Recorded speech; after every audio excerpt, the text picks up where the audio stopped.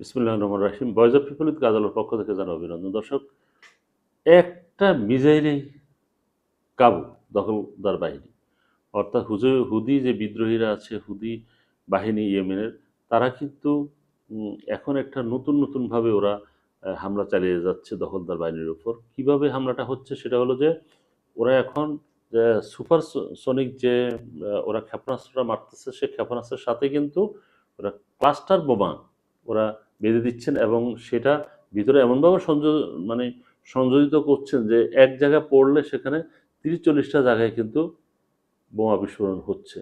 এটা একটা আতঙ্কের কারণ হয়ে দাঁড়িয়েছে এবং এটা এতদিন কিন্তু ওরা কখনো ব্যবহার করেনি। এর আগে ড্রোন ব্যবহার করেছে, তারপরে প্যালেস্টাইন 2 ক্ষেপণাস্ত্র ব্যবহার করেছে, যা সরাসরি এসে যে কোনো নির্দিষ্ট একটা লক্ষ্যের উপর সেখানে হামলা আসতে পড়ে। কিন্তু এখন যে তারা উন্নত সংস্করণের যে হামলাটা চালিয়ে যাচ্ছে সেখানে কিন্তু এরা ভয়ঙ্কর রূপ নিচ্ছে এবং এটা একটা আহ, বিশেষ করে দখলদার বাহিনী এটাকে অত্যন্ত ভয় পাচ্ছেন এবং এটার ব্যাপারে তারা নতুন করে এই যে গতকালকে তারা মিটিংয়ে বসেছেন যে এটা কিভাবে প্রতিরোধ করা যায়।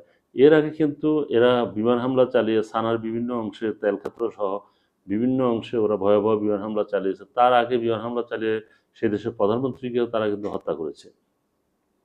সবকিছু মিলে এখন কিন্তু এক ধরনের জড়া খিচুড়ি অবস্থা হচ্ছে। এখানে লেবাননে হামলা হচ্ছে, এখানে আবার সিরিয়ায় হামলা হচ্ছে, এখানে কাতারে হামলা হচ্ছে, ইয়েমেনে হামলা হচ্ছে, তিউনিসি হামলা হচ্ছে, তারপরে মালবাহী যে ১০০ জাহাজ সেখানে তারা ড্রোন হামলা করতেছে। অর্থাৎ চতুর্মুখী একটা মানে একটা যুদ্ধক্ষেত্র সৃষ্টি করার